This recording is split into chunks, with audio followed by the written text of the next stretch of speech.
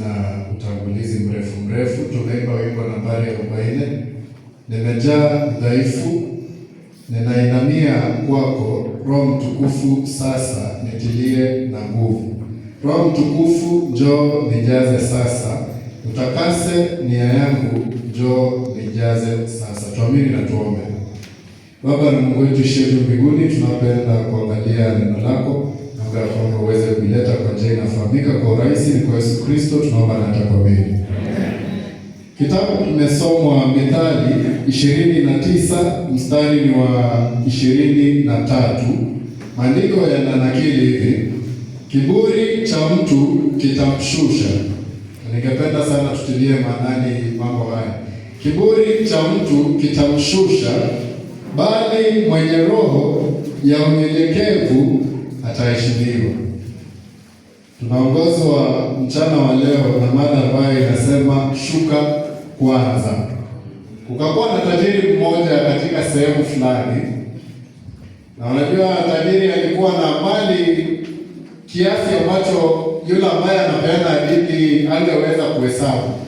Kwa hivyo tajiri huyu akapanga siku moja kwamba wacha niende pale mjini niweze kuona shamba langu linaendelea aje. Na ikawa bahati mbaya, wakati ambapo anafanya mipangilio hii, ilikuwa ni msimu wa mvua. Kwa hivyo asubuhi moja akaamka, akaingia kwenye gari lake la kifahari, akasema wacha niondoke moja kwa moja niende niangalie shamba langu likoaje pale katika wale tunaita ushago. Akasema wacha ende huko aone mambo yake yanaendelea aje. Anajua akaingia kwenye gari lake mzuri na akaanza mwendo kuelekea huko. Na alipoanza mwendo tunaambiwa kwamba mvua ikakuja kubwa sana.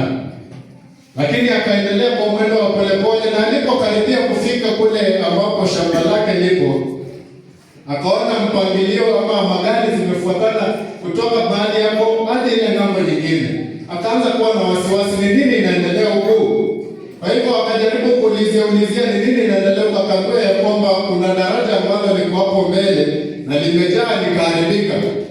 Kwa hivyo akasema nitafanya aje, sababu nilikuwa nafaa kuenda pale nione kama ile kazi nilipatia wafanyikazi wangu wamekamilisha, na nione ya kwamba mambo yangu pale yanaendelea vizuri. Kwa hivyo akaanza kuuliza, je, nitafanya aje? Lakini wakati huo alipokuwa akifikiria atafanya aje, tunaambiwa kwamba kijana mmoja wa kijijini akafika pale, akatoa viatu vyake. Yeye hana gari, lakini ako na uzoefu wa kuvuka ule mto. Japokuwa daraja limevunjika, yeye alikuwa amezoea kwamba hata livunjike lazima nivuke na niende ng'ambo ile nyingine. Na yule kijana akaelezea yule tajiri, akamwambia ya kwamba ukiamua kusubiri hapa haya maji yapungue, unaweza kukaa hapo na ngoje siku 3. Lakini ukishuka sasa, nitakuonyesha pa kukanyaga na utavuka salama.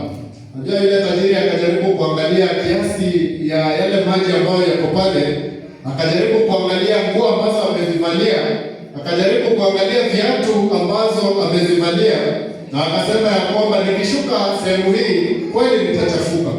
Dakika zikapita, saa zikapita, njaa ikaanza, baridi ikaongezeka mno. Lakini akaangalia nguo zake safi, akasema siwezi shuka maana nitachafuka. Lakini baada ya masaa kusonga, akagundua ya kwamba kilichomzuia kuvuka si maji bali ni yeye mwenyewe. Na mwishowe akasema liwe liwalo, akatoa viatu vyake, akakunja ile longi ambayo alikuwa amevalia, na kweli akavuka. Ndugu zangu ambao mnanisikiza, mara nyingi kila ambacho kinatuzuia kufika upande wa pili sio shetani, bali ni vile vitu ambavyo tumevishikilia ndani yetu. Lakini leo hii ndio sababu niko hapa kuambia ya kwamba lazima tushuke kwanza. Maisha ya Kikristo si ya kusimama pembeni ukingoja ya kwamba mambo yaweze kukua sawa katika maisha yako. Ni maisha ya hatua ya imani. Lakini kuna siri moja kubwa, kabla hujaona njia wewe kama Mkristo, kama hujaona nguvu wewe kama Mkristo, kama hujaona mabadiliko katika maisha yako, lazima ushuke kwanza. Nina mambo 4 kisha nitaita kwaya yetu ambayo imetuleta hapa siku ya leo.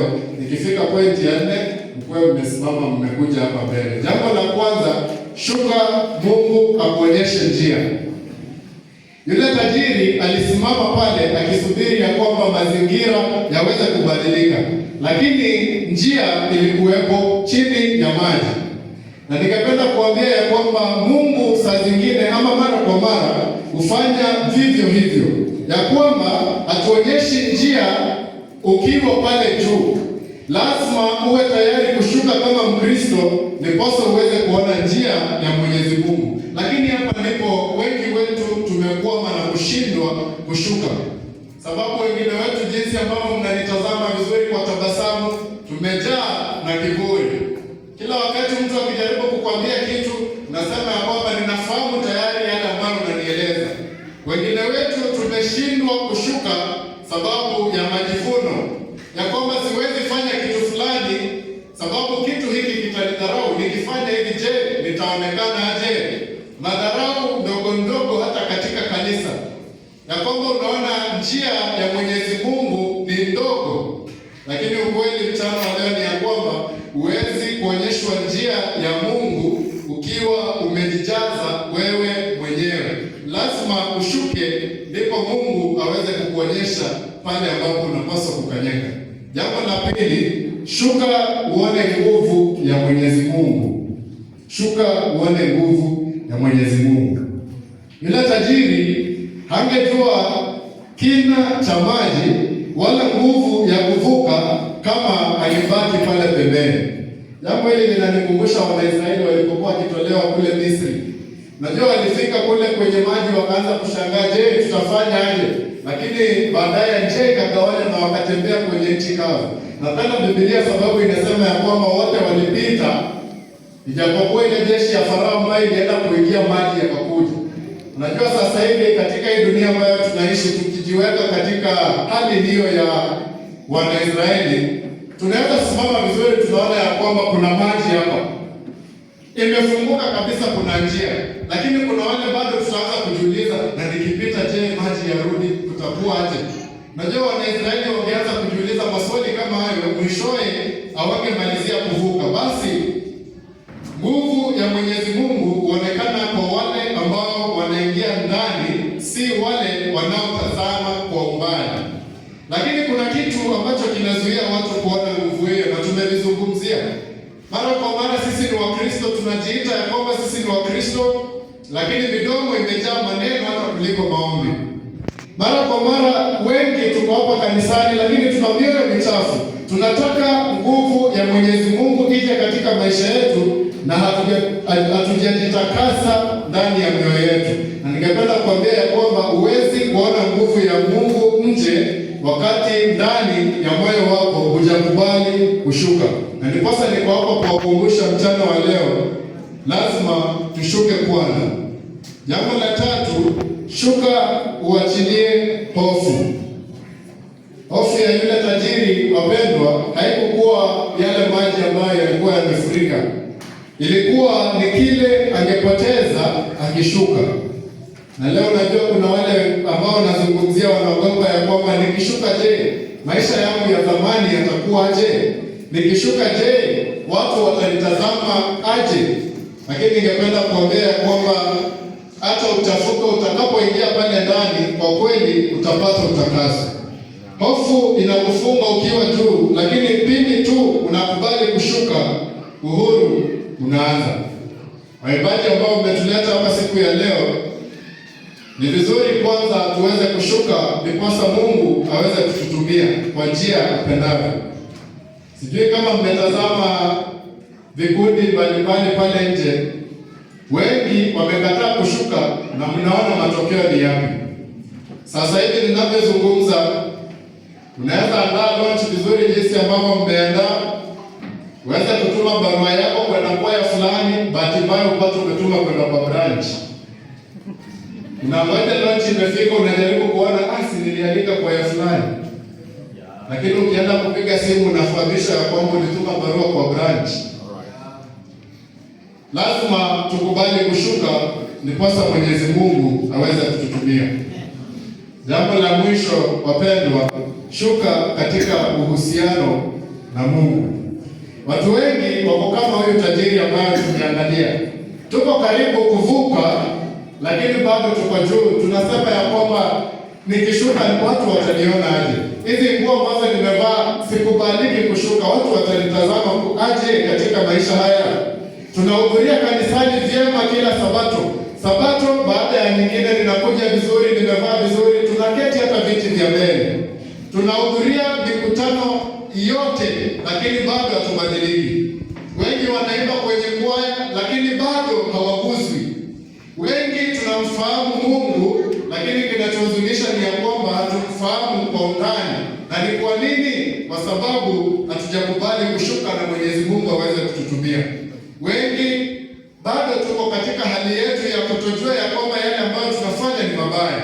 Lakini mchana wa leo ningependa kuomba ya kwamba tunapaswa kushusha kiburi, tunapaswa kushusha majivuno, tunapaswa kushusha masengenyo, tunapaswa kushusha hata madharau, sababu Mungu hataki tu uwe karibu naye, bali anataka ushuke ndani yake, na hapo ndipo uhusiano wa kweli unaanza.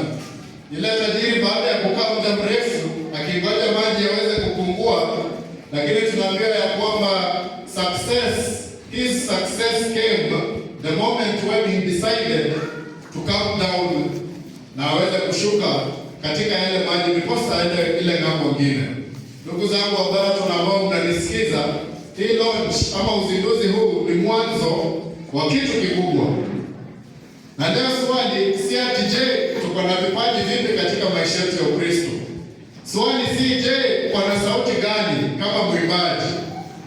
Swali si je, tuko na mipango ipi kama wanakwaya?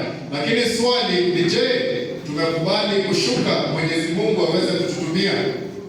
Kiburi kitaharibu yale yote ambayo Mungu amejenga. Majivuno yanachukua utukufu wa Mwenyezi Mungu. Masengenyo yanaua umoja katika kikundi na hata katika kanisa. Madharau pahali ambapo kuna upendo inaharibu kabisa hata upendo. Ndiyo maana ningependa kuambia ya kwamba kabla ya kuinuliwa lazima ushuke. Mara kwa mara unaweza kuwa umefanya maombi katika maisha yako muda mrefu, unakuja kanisani, unafanya sala zako vizuri, lakini huoni majibu katika maisha yako. Lakini labda umewahi jiuliza, je, ni kwa sababu sijashuka ndiposa Mungu hajasikia maombi yangu? Unajaribu hata kufanya biashara zako pale nje, lakini haupati any profit. Umewahi jiuliza, je, ni kwa sababu hujashuka? Umeanza kuwaya, pengine watu wanakusumbua, hakuna uimbaji unaendelea, kila siku ni kusolve cases huku na kule. Je, umejiuliza kama wanakwaya ni kwa sababu hamjashuka na kukubali Mwenyezi Mungu awatumie? Si kwamba Mwenyezi Mungu hayuko tayari, lakini ni kwamba tu hatujakubali kushuka. Lakini ningependa kukwambia kwamba ukikubali kushuka leo, Mungu atakusamehe. Ukikubali kushuka leo, Mungu atakusafisha. Ukikubali kushuka leo, Mungu atakujenga na Mungu atakutumia. Ningependa tuweze kujiuliza sasa, ni nini ndani yetu ambacho kinatuzuia kushuka? Ni kiburi gani inanizuia mimi binafsi kushuka? Ni gani inakuzuia wewe binafsi kushuka? Ni majivuno gani katika maisha yako inakuzuia kushuka na kuweza kukubalia Mungu aweze kukutumia?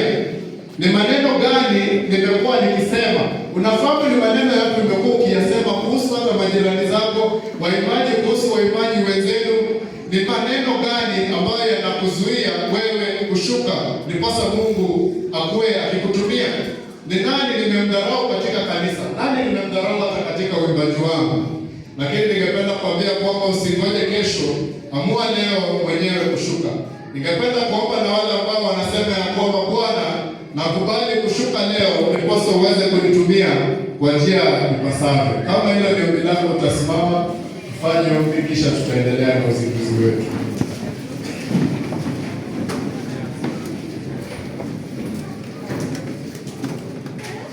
Baba na Mwenyezi Mungu ishiye juu mbinguni, tungependa kusema ni asante kwa fundisho ambalo umeweza kutupatia. Mara kwa mara sisi kama Wakristo umependa sana kututumia, lakini kwa njia moja ama nyingine tumekataa na tumekuwa na moyo mgumu wa kushuka ndiposa kazi yako iweze kutendeka. Lakini tungependa kushukuru kwa ajili ya wanakwaya kwa sababu wametukutanisha huku ndiposa waweze kutupa ujumbe ya kwamba inatupasa sisi kama wanawako kuweza kushuka ndiposa uweze kutamalaki katika maisha yetu na ndiposa hata kazi yako iweze kuendelea. Mchana wa leo tunaomba ya kwamba uweze kutushusha. Wale watu ambao labda tuko na kiburi, tunaomba ya kwamba ushushe mchana wa leo. Wale tuko na majivuno, tunaomba ya kwamba ushushe mchana wa leo. Wale tumekuwa tukidharau hata wenzetu, tunaomba ya kwamba ushushe madharau hayo, ndiposa kazi yako iweze kutendeka. Baada ya hayo yote, tunaomba ya kwamba uzidi kuandaa kila mmoja wetu kwa ajili ya urejeo wako wa pili. Ni kwa Yesu Kristo tumeomba na hata kuamini. Amen.